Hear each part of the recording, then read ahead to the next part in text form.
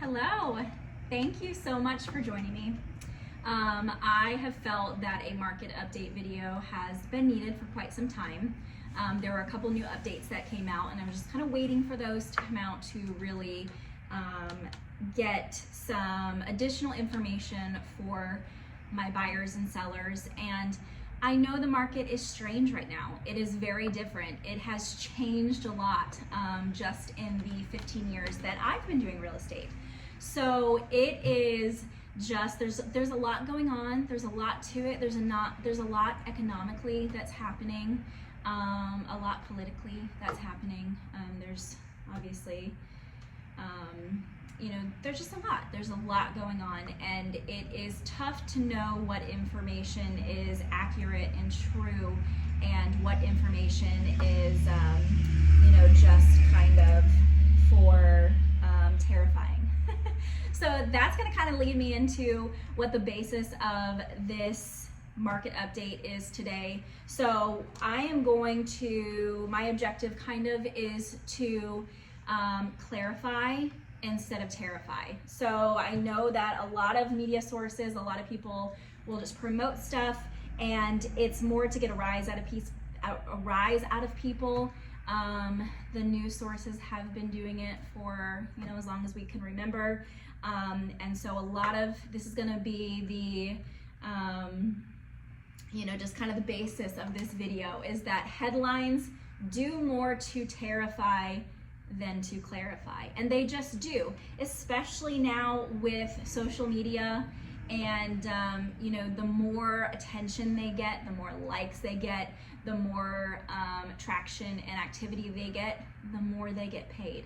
It's just the way of the world.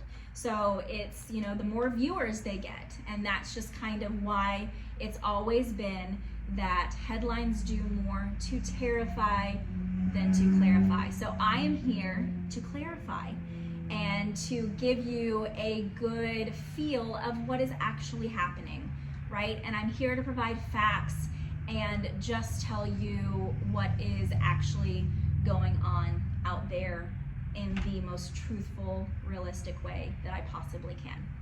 So it's gonna be a long one today, so if you stick around, I appreciate you so much. If you watch half of it and then you have to come back to it, I completely understand. It's going to be a long video. There's a lot of stuff that needs to be talked about, and there's a lot of stuff that people have questions about. And so I want to provide as much information as I can, and you feel free to watch it on your time. So let's just go ahead and jump right into it. So I got my headline out of the way. Headlines do more to terrify than to clarify. And I want to start it off by saying, I don't think we are in a crisis. I think we are in a shift, and the market is softening. And that is from everything that I've seen and everything that I've studied, and everything I know to be true about markets. That's personally what I feel. I don't think we're in a crisis. I think we're in a shift, and I do think the market is softening. And we're going to talk about why I think that, why there is data that backs that up, and then also, what does that mean? What does it mean the market is softening? We're going to talk about all that today. So again, thank you so much. I appreciate everyone's support throughout the years, and the ones who have trusted my opinion, and it's much appreciated. So one thing to understand, and I have these notes here because if you know me, you know my memory is just not the best, and I have all this information in my head and so much to say. So I am a notes girl. I have to have my notes. It helps keep me organized and in the right flow of things. So one thing to understand is people now, we already talked about this. So people now monetize off of more views, and what is the best way to get attention? It's to fearmonger, create frenzy, and twist things for attention. And so a lot of the headlines that we see, they're scary. They are. It makes me question things too, and makes me go back and be like, okay, I know this to be true, but now let me dive deeper into this and do more research, right? So now I want to follow that up with, I am by no means saying that we may not be headed for a recession. or that we may currently be feeling some impacts of a recession. But let's look at some facts and what that actually means, right? Let's dive deep into what does recession mean? How does it impact the housing market? And let's kind of dive deeper in, and that's what we're going to do today to really unpack what some of those mean, okay? So I want to start it off by saying a lot of the information that I gather and that I study, I'm a member of two highly respected real estate professional organizations. The first one being Tom Ferry. He is a world-renowned real estate coach and goes out of his way to provide facts, not fear, just true research. The second is KCM, Keeping Current Matters, which is David Childers. I respect him so much as a professional in his business. He's very smart, he's very knowledgeable, and he does his research. He provides us almost daily, and every month we get actual reports that his research, his entire research team that is dedicated to gathering the facts from credible sources. That's an important one, credible sources, not just, someone who's has an opinion on it, or they're just, saying whatever they want to say. These are actual researched, credible sources. So, and he provides this to anyone who is a member of his team. And I think it's important. You have to, part of being in the real estate business is not just being in your local market, but it's also understanding what's happening outside of that as well. So there's no fear mongering at KCM, it's just plain facts. And if we are communicating something, we are communicating something that is fact and that is truth. Now, whether that's good or bad news, it's going to be the truth.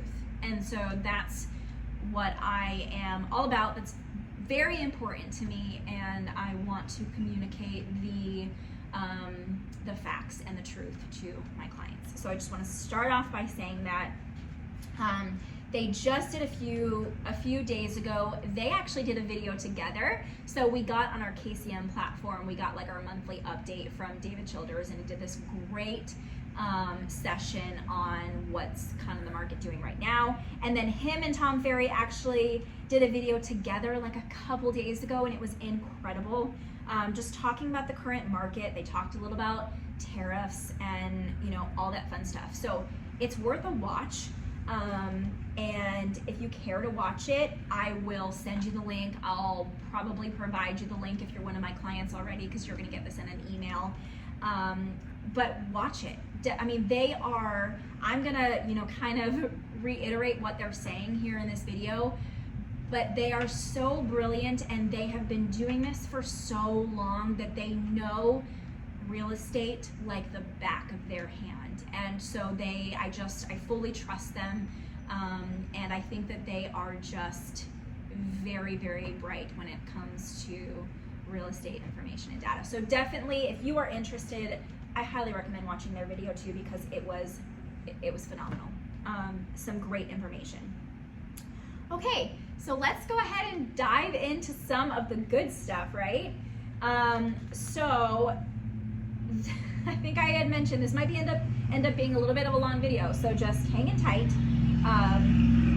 So here are a couple of things. Again, I'm all about facts and providing the most accurate information to you. So consumer spending has slowed, and I have graphs and kind of like slides that I'm either going to add to this video as we go through, or I'm gonna put them in a little link and you can review them yourself.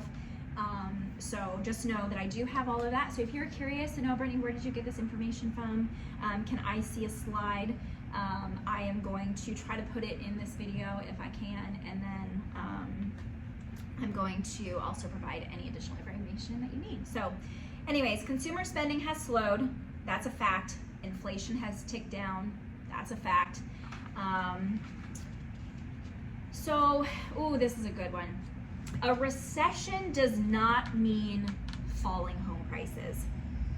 Okay, and I have a beautiful graph too that is going to show this. Okay, and again, this is why I love KCM and Tom Ferry and kind of the people that really go back and they provide a basis and they zoom the lens out, and it's not just 2007, 2008 focused, right? It's zoomed out. Let's see what happened during some previous recessions, right?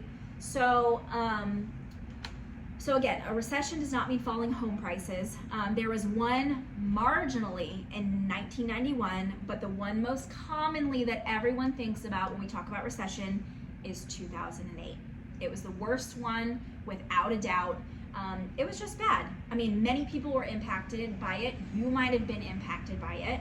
A family member might have been impacted by it, but many people were hurt by it. Like it was chaos. It really was. There's no doubt about that. And we're going to talk more about this here shortly. So now another thing that I want to mention is the past is not an indicator of the future, but it's important to be educated on it, right? It's very important to know what caused 2008. And it's very important to know what happened prior to 2008, right? It's good to know what our market has done for a decent amount of time instead of just laser focusing on 2008. So it's important, in my opinion, to be educated on it, and one way or the other. The past is not the indicator of the future. So, I mean, that could go one way or the other. The past doesn't mean that 2008 is going to happen again, but it doesn't mean that we might not see some things that are similar, right? So just a really important, David Childers actually said this, and I thought it was just brilliant, and he's right. Like, the past is not the indicator of the future, and we have to look at what caused 2008. We have to be knowledgeable of why that train wreck happened in the first place. So, and we're gonna go over that today. So, anytime people hear recession, they hear housing crisis, right? But it's important to know that back in 2008, and this is key, this is so good. The recession didn't cause the housing crisis. The housing crisis caused the recession. I'm gonna say that again because it's so good. The recession didn't cause the housing crisis. The housing crisis caused the recession. And it was a mortgage crisis. And so let's talk about what that means. So you may not know this, but at that time, if you had a pulse, you could qualify for a mortgage. Literally, if you breathed air and you were a human and you could sign with a pen, I am not kidding, you could qualify for a mortgage. It was not hard. It was about the easiest thing that you could do in that time. There was mortgage fraud kind of going rampant. It was insane. And so, like, when we talk about the recession didn't cause the housing crisis caused the recession, it's because it was out of control. It was loosely regulated. There were programs out the wazoo that qualified people, and like it was just crazy. It's crazy, and it's actually very intense to qualify for a mortgage these days. If you've done it recently, you would probably be like, yeah, you're right. They ask for everything except your blood type. It's just crazy. So they want tons of documents nowadays, and then they want more. And the same ones again after that. Like, you already sent them, but now they want you to re-verify those. So back then, in that time frame, like slightly before the 2007, 2008 recession, you could qualify for a mortgage because you didn't have to qualify. And so that is such an important piece of information to know, and one of the biggest differences from that time frame to this time frame. It's so important to know that. And again, the past is not an indicator of the future, but it is important to know that part of it and to know that that is not, I can say without a doubt, that is not happening right now. You have to qualify. It's tough to qualify. Even if programs are coming out to help buyers, the buyer still has to qualify. They have to meet proper debt to income ratios. You can't just qualify for no reason, okay? You have to have some stuff that shows you have some money, you can afford it, you have a job that can afford the payment. It's very different, and it is so important to know that part of it, okay? So let's talk too, what has been the impact of a recession going back all the way to the 80s? So historically, it has meant that mortgage rates go down. Like if you go back, I have a great little chart here, a little graphic provided by KCM. If you go back, like I'm seeing here, a recession means falling mortgage rates typically, right? So we're going back to the 80s. It fell 4.25%. 1981, it fell 5%. 1991, 2.25%. 2001, it fell 0.63%. In 2008, it fell 1.13%, and then 2020, 1%. So it's important to kind of know what happened, right? It's important to know what changes occurred throughout that time. So it's also important to mention that other than the major crisis of 2008 and a small recession in 1991, prices have increased in other economic recessions. And I have a beautiful chart for that too. So, so let's talk about what is the definition of recession, right? A lot of people don't actually know what that means. You know, they just listen to sometimes media outlets and headlines and what are they saying and what are they telling me, but then, you know, some people maybe didn't listen in their economics class and they don't actually know what a recession means. So I'm going to give you a definition here.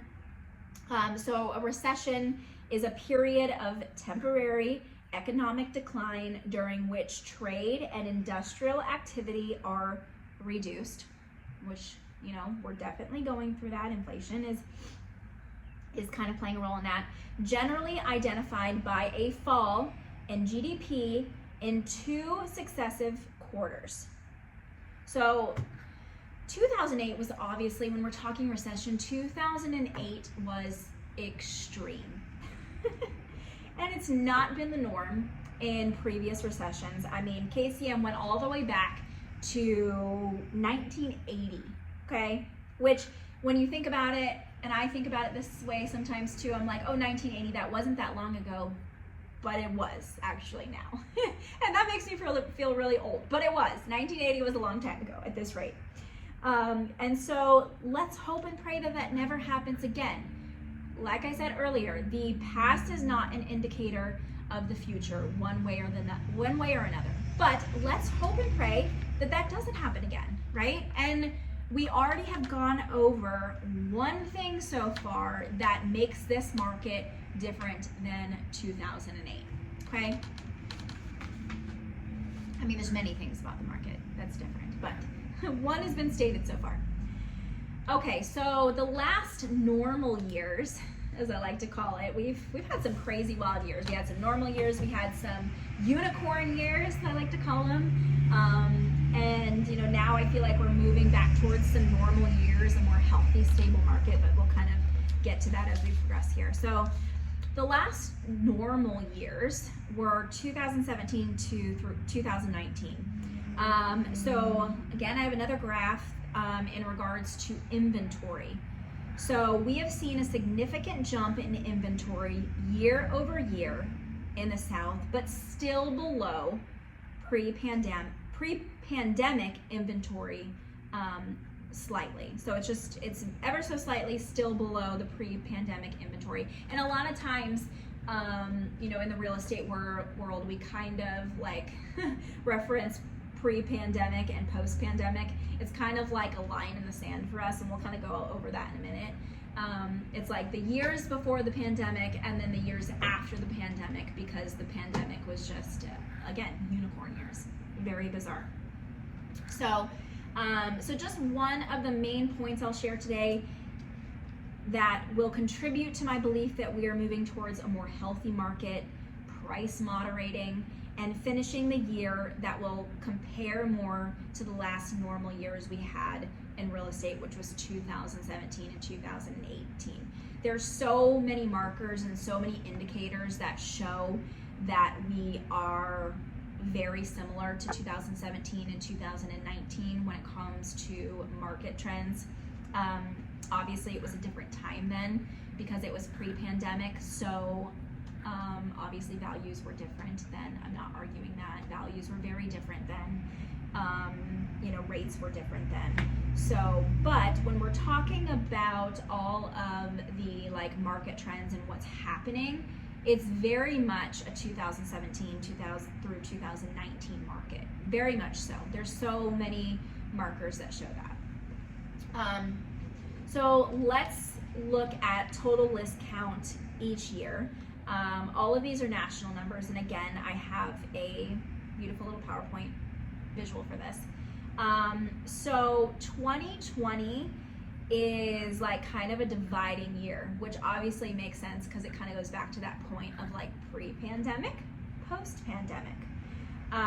So the years above are the last normal years in real estate, and the ones below are the COVID or unicorn years, as I like to call them. So pre-pandemic, the listing total count was much higher. There was a lot more inventory on the market than there was obviously during the unicorn years because rates were really low. There was a frenzy, and it was just kind of like a perfect storm. Everything lined up, and it was just the time. It was just the time to buy. So if inventory grows on average about 10% year over year, which is, give or take, usually what happens, and is what is expected, this is what that would look like. So finishing the year right around 2017, 2019 levels, and coming through the 5-year cycle of inventory depletion, because we have been in inventory depletion for a very, very long time. For the demand that we have been in inventory depletion for a very long time. And so I think we're starting to come back out of that cycle, and we are moving, and I think that's why the market is balancing and stabilizing, is because we are coming into a more healthy market. And I think I have some notes in here. I hope I remember. If not, let's talk on that because okay, that's my next section. Perfect. So the last graph shows why home prices rose quickly in 21 and 22. It's because there weren't enough homes for people that wanted to buy them. And then to go back to the interest rates were just insanely low. Of course it created a demand. That always happens. That's happening now. And you'll see that I have some market data I'm going to show you. We ticked down in rates, and guess what? Pending sales went up, because that's always what happens. Anytime you have a decrease in interest rates and in mortgage interest rates, you start to see some more buyer activity come to the market. So of course, that was such an amazing thing that happened, and if you took advantage of it, great. I am so happy for the people that did, because sellers were just they were on a high horse then. So but yeah, interest rates were low. It was a good run, and I've nicknamed them the unicorn years. And if you took advantage of it, great. It was a great time for sellers, but it was also unhealthy, and that's one thing I wanted to point out. It was unhealthy. We saw up to 20% increases in values in just 2 short years, and that is simply unhealthy. It just is. And we could not have sustained that and continued to go on that path. We just couldn't have. There's no possible way. It was not sustainable, and I'm thankful that we are stabilizing now in a healthy way. And the price increases also put many sellers, even today, in a very, very good position when it comes to equity. There are so many people, if you bought prior to 2020, really that dividing line, if you bought prior to that, you are in such a great place when it comes to equity and it comes to rates, okay? So the price increases, I already said that, put them, okay. So, So return of price moderation and a healthy market is what is happening now and what I believe that we will continue to see. I don't have a crystal ball. I can only go based off of, actual research data and the people that I trust to provide it for me. And, I track the market monthly, daily. And so really, as soon as I know something, you're going to know something too, okay? So if something does change or something does arise, I will keep you posted. But right now, we have to go with what we have. And what I see is prices moderating and a healthy market is returning, okay? So the average rate at the moment is about 6.63%. It's come down since the beginning of the year. So that's why I said we've seen kind of an increase in pendings, is I think because that interest rate is softening. Everything is softening. It's a key word that I'm going to be using this entire year. Everything is softening. We started off the year like, what are these? Let me look at my graph. So we started off the year at like 6.5, then we bumped up to just slightly over 7, and then we've kind of trickled down present day. So into, kind of where we're at in April, we've kind of now been hovering a little bit at that, 6. I'm sorry, we started off the year at 6.9. I can't read that small. 6.9 we started the year off, bumped up to 7, and now we've been slowly, the whole year so far, we've kind of been coming down off of those 7% rates. So that's good. And as always, like I mentioned, I will continue to stay on top of this, and as rates continue to soften, we should see more buyers re-enter the market. And I think that's something really important to watch, is that if we do see those rates continue to soften, I think we will continue to see more buyers comfortable with getting into the market. And also, I think it's really important to communicate to people that if you're waiting for 2 to 3% to happen again, it's just not. Not to say never. I mean, I'll never say never, but it's just really important to realize that, it wasn't the norm. And you have to, like, if you're ready and you want to buy a home and you want to make the move, I think a better strategy is to figure out how you can do it in the market that you're in, versus trying to wait for something that, number one, might happen and that might change. So, and you never know, it could cause values to go up, because that's usually what we see when rates drop, and we saw it very clearly in the unicorn years. I mean, rates dropped 2 to 3%, and what did that do to values? It shot them up to 20%. That is just insane. And so it's like, I'm not just making this stuff up, or I'm not just like, throwing this stuff, and hoping it sticks. Like, these are actual facts. This is actually what happened. And there is truth behind everything that I am saying. I'm not trying to sugarcoat it. I'm not trying to create, this fairy tale land, it's unicorns and rainbows. No, it is a tougher market. There's a lot more to navigate. There's a lot more to understand. There's a lot more to consider. There's a lot more to work through. It is. It's not those, butterfly and rainbow years like we saw in 2021 and 2022, where basically if you put your house on the market, you immediately got interest. And we're just not in that market anymore. And we couldn't have stayed there, because it would have caused a bubble to burst. It just would have. We had to do it. And thankfully, I think that we are doing it now in a healthy way.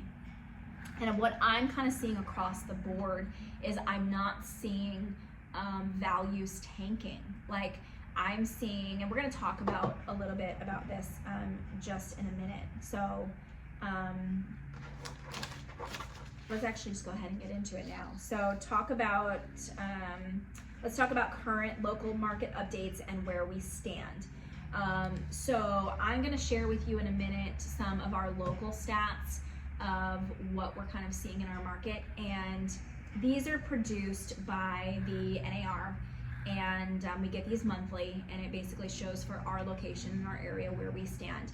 And same with NAR, they are showing that based on inventory and sales that are happening, we are in a balanced market at the moment. And so what does a balanced market mean, right? So I can say all these terms, but okay, Brittany, what does that mean?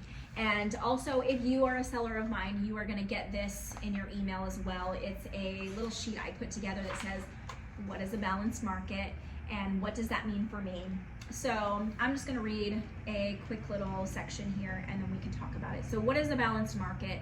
A balanced market is a state where the number of homes for sale is roughly equal to the number of buyers in the market. In a balanced market, neither buyers nor sellers have an advantage and the market is considered stable. Buyers have more options to choose from and sellers can expect a fair price for their property. A balanced market is typically characterized by a stable level of inventory, steady prices, and reasonable time on market. The market's balance is affected by a variety of factors, including interest rates, job growth, and population growth. Okay, and like I said, if you are one of my clients, you will be getting this. There's some more information in here for you. And if you're not one of my clients and you want this and you want to know, hey, what does a balanced market actually mean as a buyer and seller, I'd be happy to send this to you.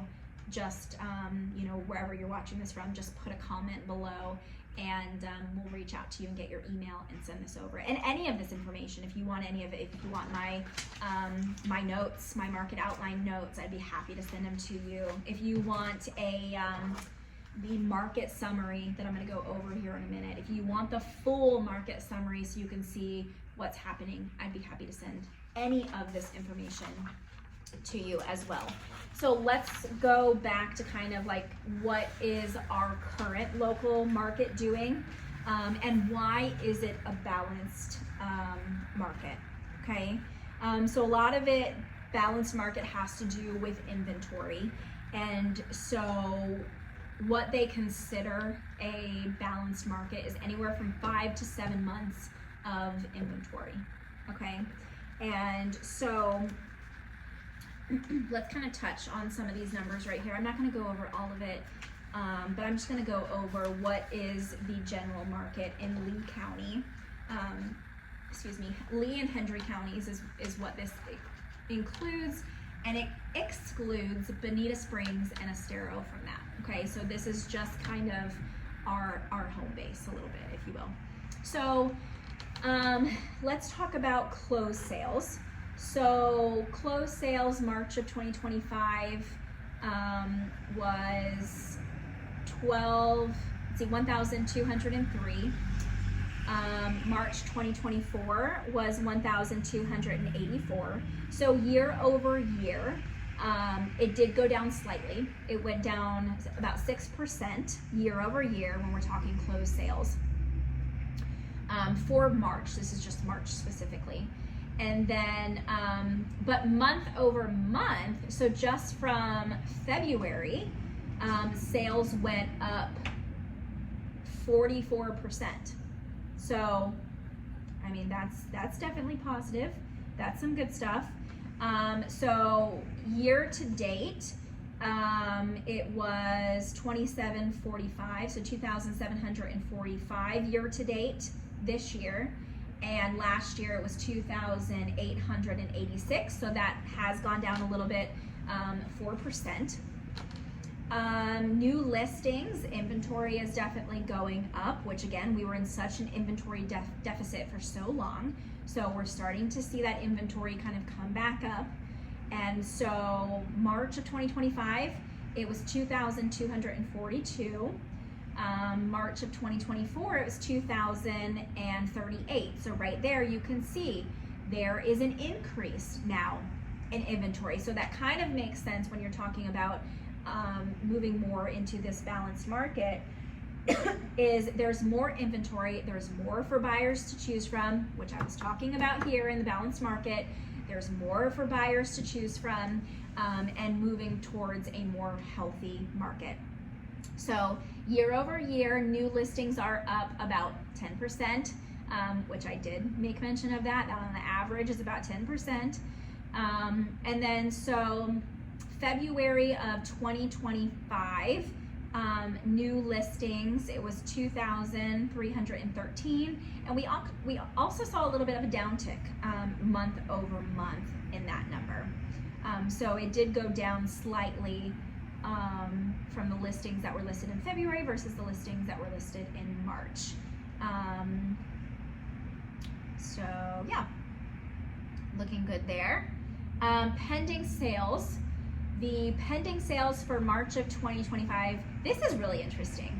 So pending sales for March of 2025 was 1,479, but in March of 2024, it was 1,326. So year over year, the pending sales went up 11%. That's very interesting. And then also just from February to March, the pending sales went up 18%. So that's pretty crazy. So again, it's showing some healthy balancing in the market. It's really, really cool to kind of see this happening. So if people are saying, oh, sales are falling, nothing's selling, well, that's not true. I have facts right here. And this is all pulled directly from the MLS, everything that is marked pending and sold. So median days on market have gone up a little bit, which is to be expected as we get more inventory, more options for buyers. It's not a crazy amount. So in March of 2025, it's 49 days on the market, and March 2022, it's 42. Not a crazy jump. And then February of 2021, it actually went down month over month. So they're staying, it was 51 February 2025 and only 49 in March. So went down a little bit. And then, so year over year, it did go up just 6%. Year to date, it looks like for 2025 was 50, and year to date for 2024, 47. So not anything crazy, not anything worth, being nervous over. So this is the last part that I'm going to kind of mention here. So active inventory in March of 2025 was 8,507. And it looks like it is showing that we have a 7-month supply. So active inventory for Lee County, Hendry County, excluding Bonita Springs and Estero, it looks like we are sitting right now at 7 months of inventory. Okay,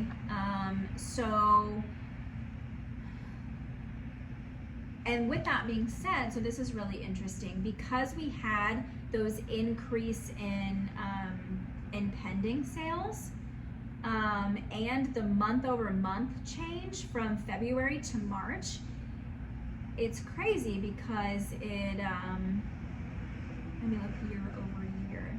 So it was only down, the active supply of inventory, only down 1.6% month over month. So really this is, like I said, if it's anywhere from 5 to 7 months, that is an indicator of a balanced market. Okay, we're gonna obviously continue to watch this, continue to make sure. It's such a good sign that we had such a great March. And again, I think it was because we are starting to see rates slowly come down from where they were. They were crazy high at one point in time, and we're starting to see some balancing. And so it'll be interesting to see now that those rates have come down even more, how the, April and as we go into the summer, kind of how that affects the market as well. So let's go ahead and just wrap it up here. And some notes that I have and how I want to end this is that I truly believe that we are moving towards a more healthy market. We are in a more healthy market than we were a couple years ago. Prices are moderating. I think we're gonna finish the year at some more normal years. But it's very, very important to understand that this is not a market of speed. This is a market of patience. There's a lot more inventory out there than there was. We're continuing to see that inventory kind of increase and go up.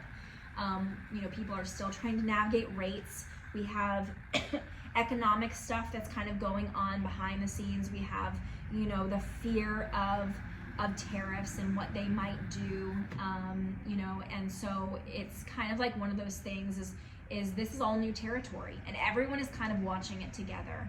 And, I think one of the biggest fears that I've kind of heard is like, well, tariffs are just going to tank the market.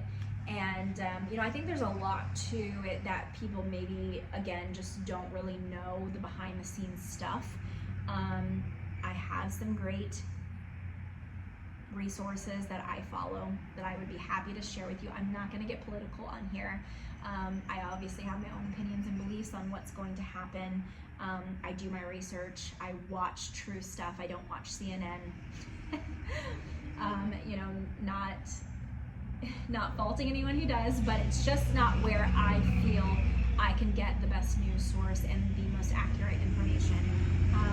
So I follow people that are actually researching the market and are figuring out what is happening and what's going on. So I'm gonna just wrap it up here by saying thank you so much if you stayed tuned through this whole thing, because this was long and I knew it was gonna be long. It looks like we're at about like 40 minutes right now, and that's long.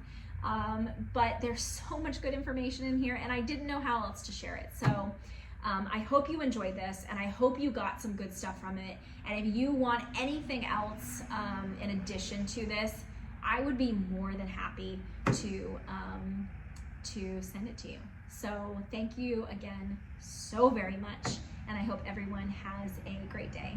Talk to you again soon. Bye.